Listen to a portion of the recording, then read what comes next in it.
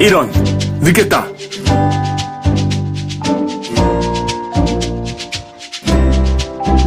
안녕하세요.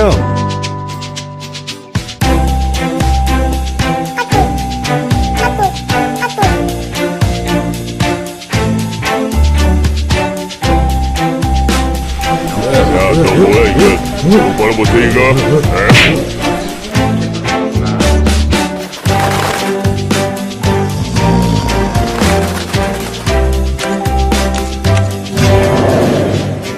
뭐야, 이건 얘네가 아니잖아!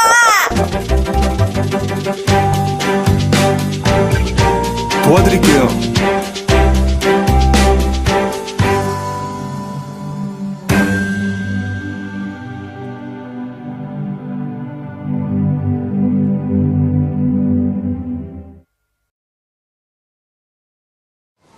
오늘 우리에게 주시는 하나님의 말씀은 시편 99편 1절에서 9절까지의 말씀입니다.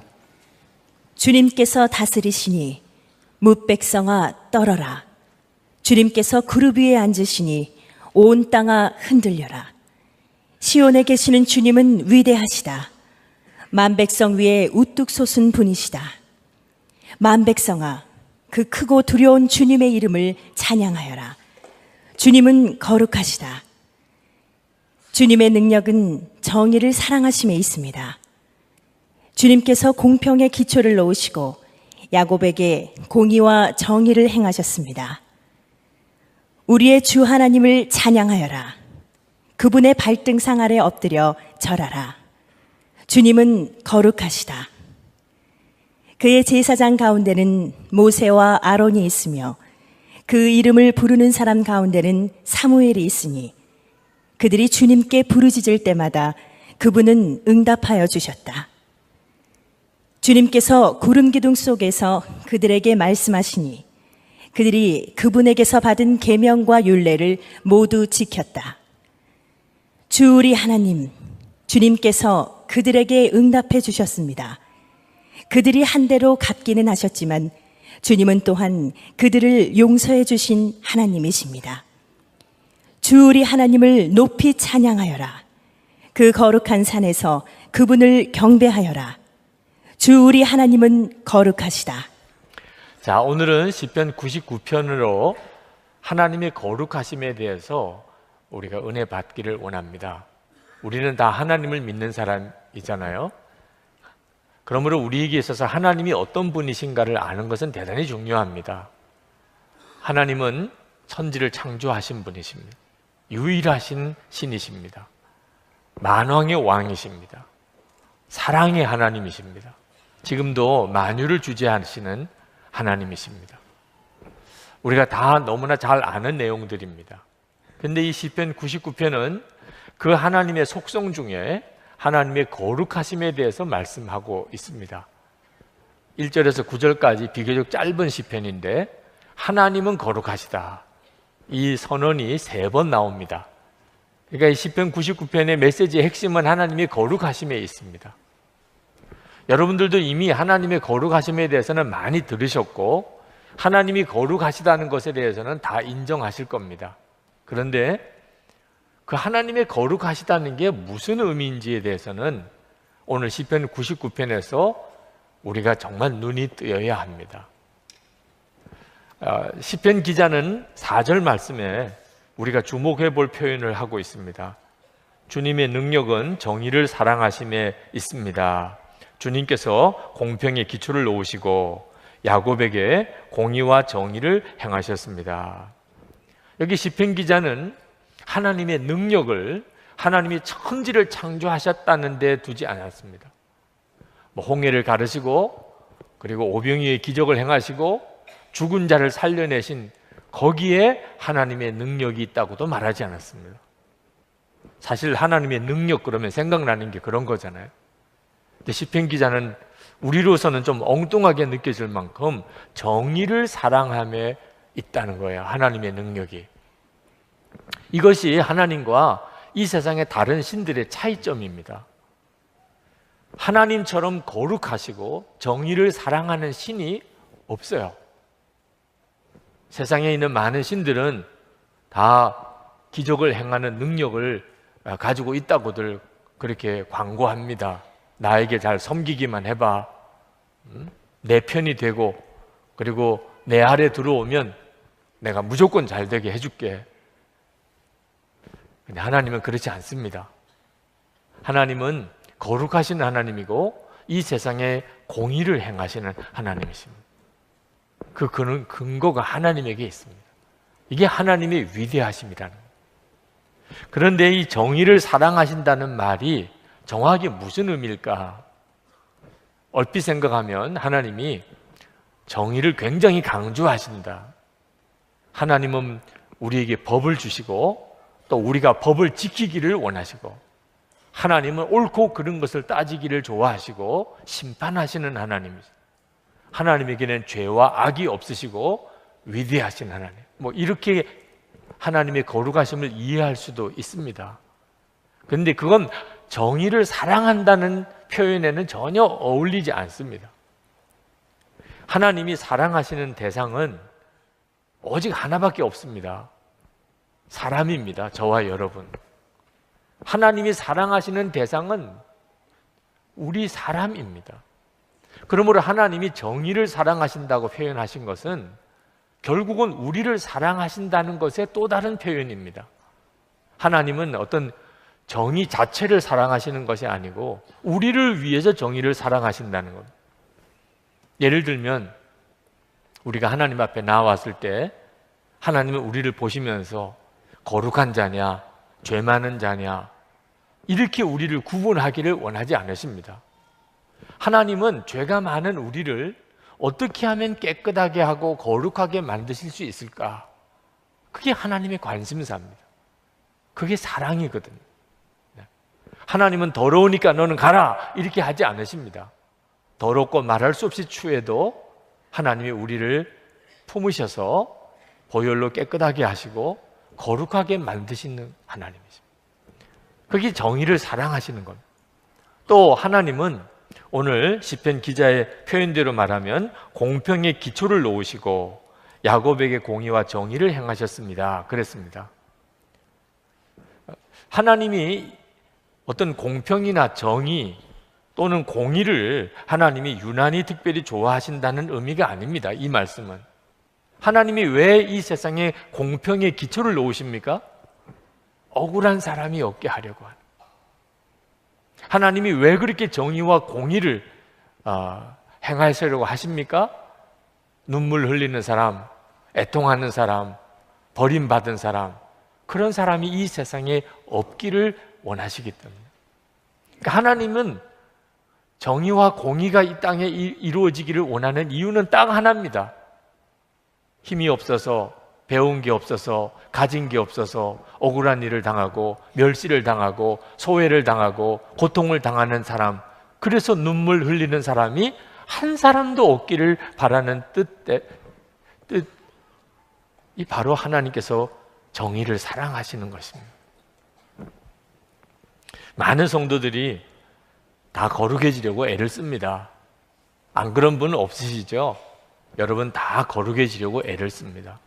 근데 거룩에 대해서 정확하게 알지 못하면 거룩하려고 애를 쓰다가 바리새인처럼 되어버리는 사람이 많습니다.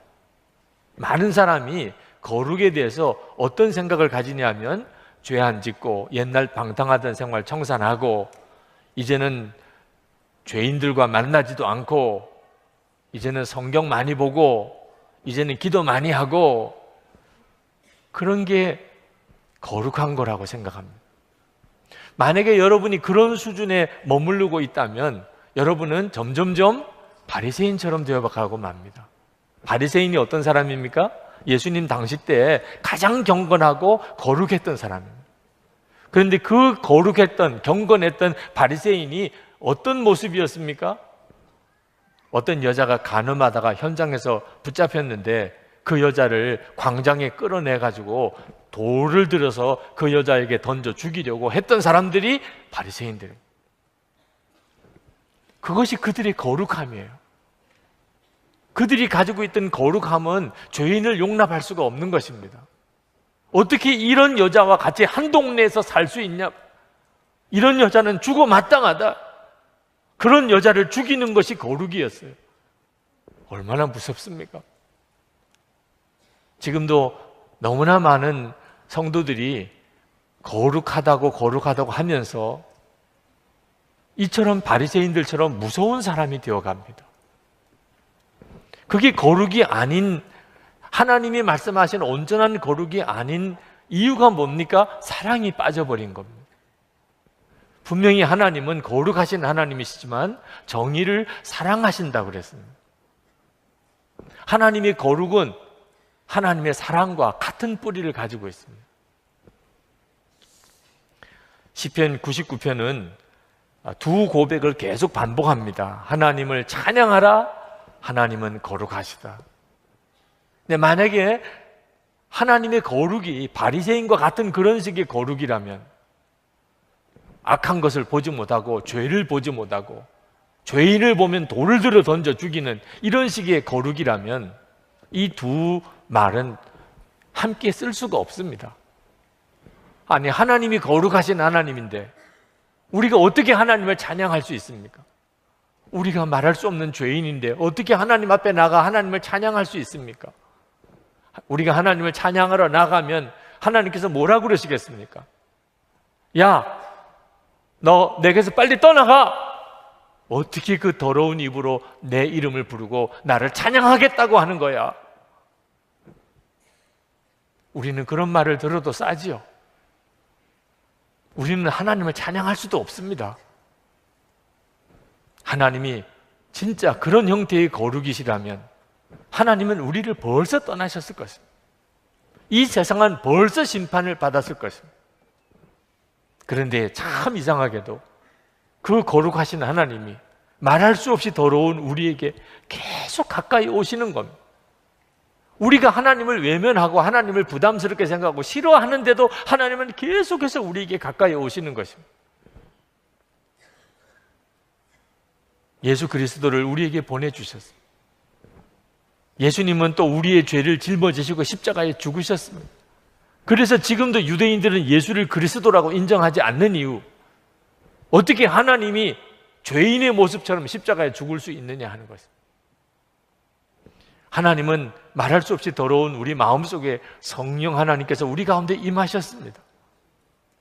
이건 우리가 일반적으로 생각하는 거룩과 많이 다른 것입니다. 하나님의 뜻이 뭡니까? 말할 수 없이 더러운 우리들을 하나님의 은혜로 함께 해주셔서 우리를 깨끗하게 씻으시고 우리를 거룩한 자로 세우시려고 하신다. 사랑인 것입니다. 하나님의 거룩은 반드시 하나님의 사랑과 함께 가는 것입니다. 뿐만 아닙니다. 우리 주변에는 불의한 세상으로 인해서 억울하게 눈물 흘리는 사람들 많습니다. 하나님은 그들이 눈물을 흘리지 않고 공평하게 평등하게 정말 사람다운 대접을 받게 하는 그런 사회를 만들기를 원하십니다. 그게 바로 공의의 하나님이십니다. 많은 경건한 성도들이 품행이 좋지 않고 또 교양도 없고 마음대로 살았던 사람들 가까이 하기를 싫어합니다. 마음속으로 생각하기를 나는 당신처럼 그렇게 더러운 사람 아닙니다. 당신과 나는 너무 수준 차이가 납니다. 그런데 여러분, 이것은 진정한 하나님이 주시는 거룩함 아닙니다. 사랑이 빠져있기 때문에. 우리가 어려운 당하는 사람, 억울한 일을 만난 사람, 우리 나름대로 때때로 돕기도 합니다. 그런데 대부분은 돈을 주어서 다른 사람을 통해서 그런 사람들을 도우려고 합니다. 우리 자신이 그런 사람들과 함께 만나고 그리고 그 사람들을 위로하고 그 사람에게 용기를 주고 그 사람에게 사랑을 전해주려고는 좀처럼 하지 않습니다. 아직도 우리가 진짜 하나님의 거룩함을 모르고 있는 것입니다. 그건 진짜 거룩함이 아닙니다. 사랑이 빠져있기 때문에. 6절 말씀에 보면 모세와 아론과 사무엘이 하나님을 섬겼던 이야기를 하고 있습니다. 그러면서 그들이 하나님께 기도하는 것마다 하나님이 다 응답해 주셨다는 거예요. 어떻게 더러운 사람이, 죄 많은 사람이, 모세도 아론도 사무엘도 사람이잖아요.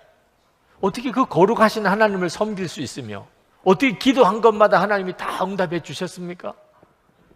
시편 기자는 그 이유를 말하기를 7절에서 그들이 하나님의 계명과 율례를 다 지켰기 때문이라고 했습니다. 주님께서 구름 기둥 속에서 그들에게 말씀하시니 그들이 그분에게서 받은 계명과 율례를 모두 지켰다.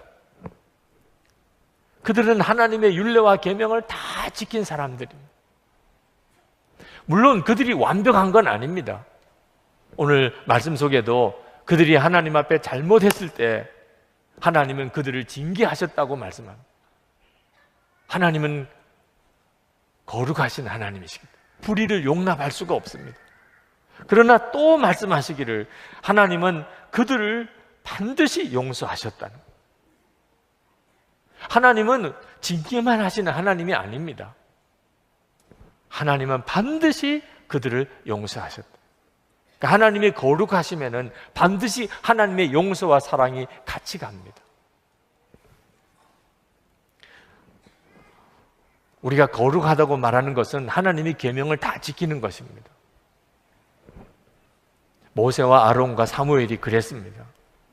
그런데 여러분, 하나님의 계명이 뭡니까? 하나님의 율례와 계명의 핵심이 뭡니까?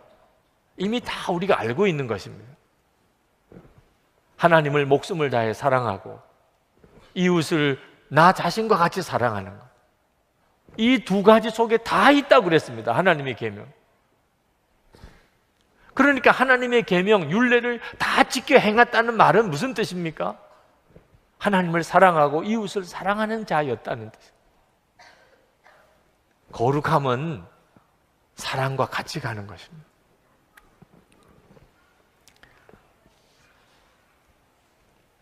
여기서 말하는 이웃을 사랑하는 이웃은 우리 옆집 사람 아닙니다. 사무실에서 옆에 책상에 앉아서 일하는 직장 동료를 말하는 게 아닙니다. 성경에서 말하는 이웃은 말할 수 없이 억울한 일을 당하고 고통을 당하고 그리고 소외되고 눈물을 흘리는 사람, 그런 사람을 말합니다. 성경에 나오는 예로 말하면 선한 사마리아인 비유에 나오는 강도 만난 자입니다. 강도를 맞아서 거의 죽어가는, 길거리에 쓰러져 죽어가는 사람, 바로 그 사람이 우리의 이웃입니다. 부자와 거지 나사로 이야기 아시죠? 부자는 날마다 잔치하고 살았습니다. 그런데 그 부잣집 앞에, 대문 앞에 나사로라는 거지가 병들어서 굶어 죽었습니다. 이 부자에게 있어서는 그 거지 나사로가 이웃인 것입니다. 우리 모두에게 다 그런 이웃이 있습니다. 그런 이웃을 사랑하라. 이게 하나님의 계명과 율례를 지키는 것의 핵심입니다. 불쌍하게만 여기는 거 아닙니다. 안 됐다고 동정하는 것만도 아닙니다. 나 자신처럼, 나 자신을 사랑하는 것처럼, 다시 말하면 내가 그런 일을 겪는다고 생각하고 그 사람을 돕고 그 사람의 억울한 것을 풀어주고 그 사람의 눈물 흘리지 않도록 도와주는, 이게 이웃을 사랑하는 것입니다. 그러나 우리는 여기서 좌절을 겪습니다. 그러고 싶지요. 우리도 거룩하게 살고 싶고 하나님을 사랑하고 이웃을 사랑하고 정말 정의를 사랑하는 그런 삶을 살고 싶은데 안 되는 걸 어떡하냐. 여러분, 우리 능력으로는 우리는 거룩할 수 없습니다. 우리 능력으로는 정말 사랑하며 살 수 없습니다. 그러나 불가능한 건 아닙니다. 안 되는 건 아닙니다. 오직 길이 하나 있습니다. 그것은 진짜 예수님을 믿는 것입니다. 예수님과 하나가 되는 것입니다. 예수님께서 나를 통해서 사시는 역사, 나는 죽고 예수로 사는 정말 복음으로 예수님을 믿는 삶을 사는 것입니다. 유일한 길입니다. 여러분, 김수미라는 연기인 아시죠? 그분이 7살 때 이야기를 하시더라고요. 아버지가 송아지를 끌고 들판에 데리고 나가셨는데 그 송아지를 묶은 끈을 이 7살 된 딸에게 쥐어주면서 내 큰언니 시집갈 미천이야, 잘 먹이거라, 그렇게 당부를 하시고는 그 냇가로 미역을 감으러 내려가셨습니다. 근데 갑자기 하늘에 먹구름이 끼더니 천둥 번개가 치면서 비가 오는 겁니다. 천둥이 칠 때 송아지가 깜짝 놀라서 그만 비탈길을 달려 내려갔습니다. 그 순간, 그 절박한 순간에 이 7살 된 여자아이가 그 끈을 자기 팔뚝에 묶었습니다. 그러니까 완전히 그냥 땅바닥에 끌려서 끌려 내려가는 거죠. 아버지가 그 모습을 보고 뛰쳐 올라와서 크게 소리를 질렀습니다. 끈을 놓아라! 끈을 놓아! 이 아이는 끌려가면서 그냥 온몸에 그냥 긁히고 피가 나면서도 못 놔요! 못 놔요!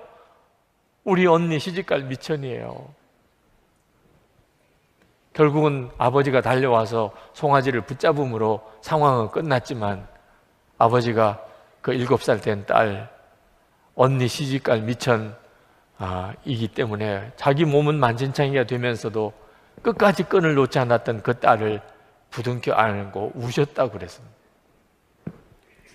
이 이야기를 여러분에게 드리는 이유는 우리가 진짜 무슨 일이 있어도 절대 놓치지 않고 붙잡아야 될 말씀이 있기 때문에, 무슨 일이 있어도 어떤 시험이 와도 어떤 의심이 와도 절대 놓치지 않고 붙잡을 말씀, 외워야 할 말씀, 함께 읽겠습니다. 고린도전서 1장 30절 말씀입니다.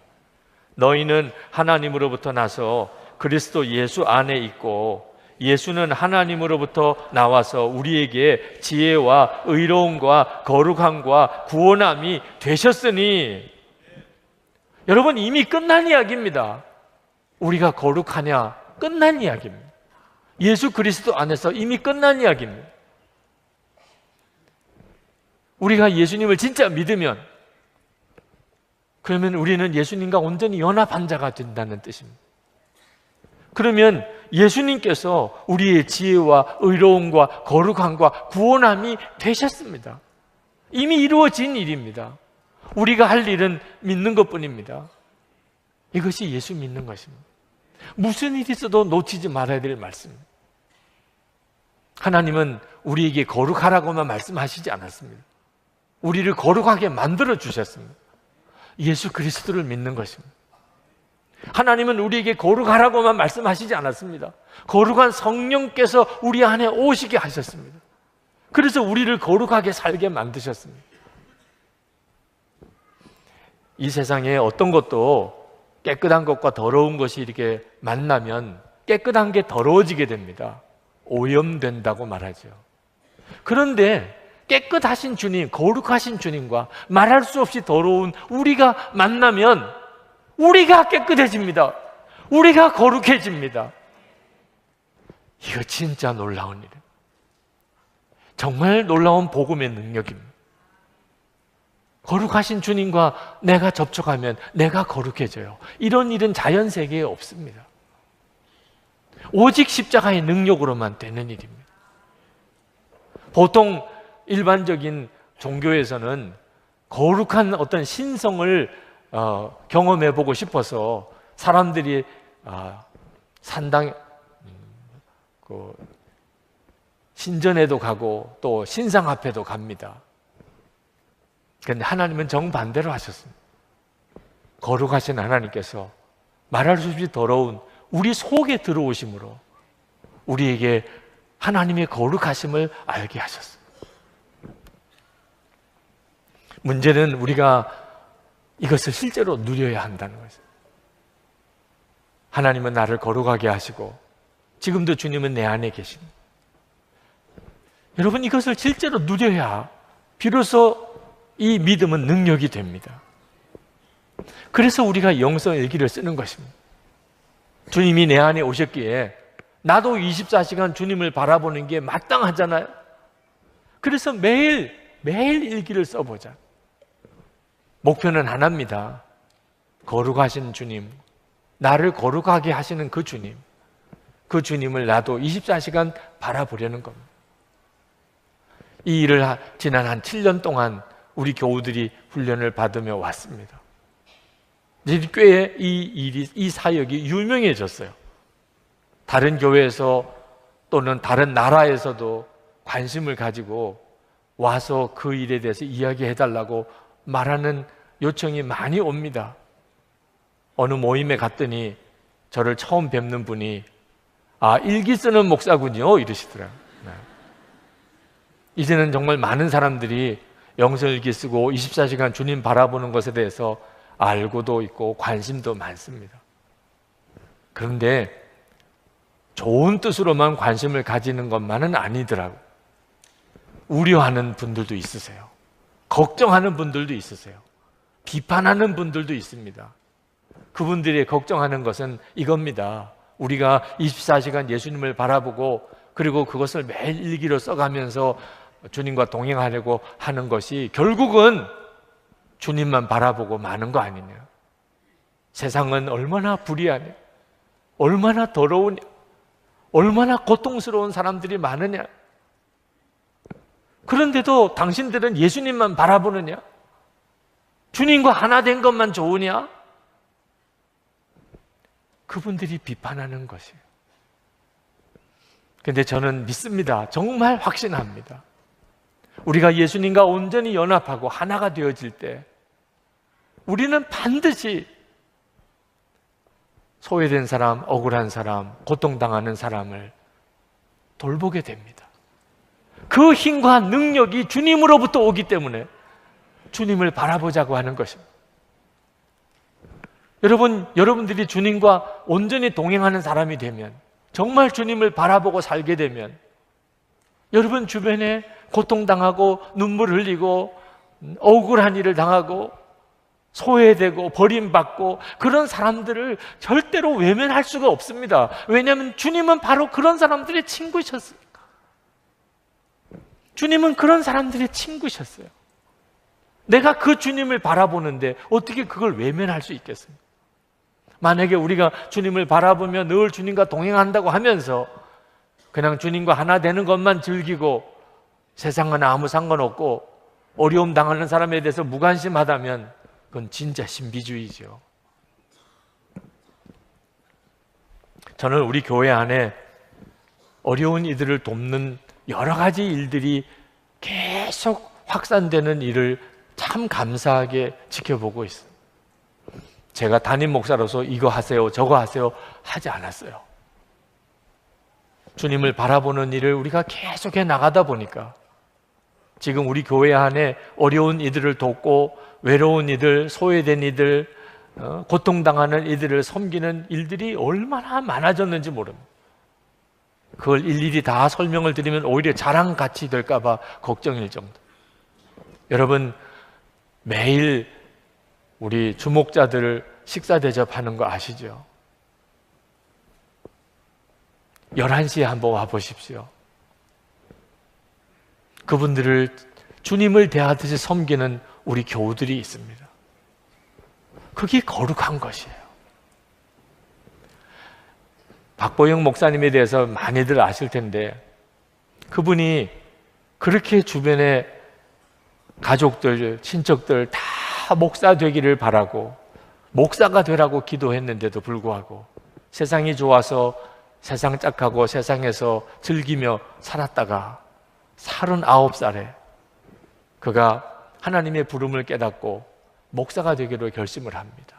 의사가 되었던 사람, 자기를 사랑하시고 목사 되기를 그렇게 오래 기도하셨던 할아버지 찾아가서 할아버지 저 목사가 되기로 했습니다. 그렇게 고백할 때 그 할아버지 고 박용익 목사님 얼마나 기뻐하셨는지 모른대. 그러면서 목사가 되겠다고 늦게 결단한 그 손자에게 이렇게 당부해 주었습니다.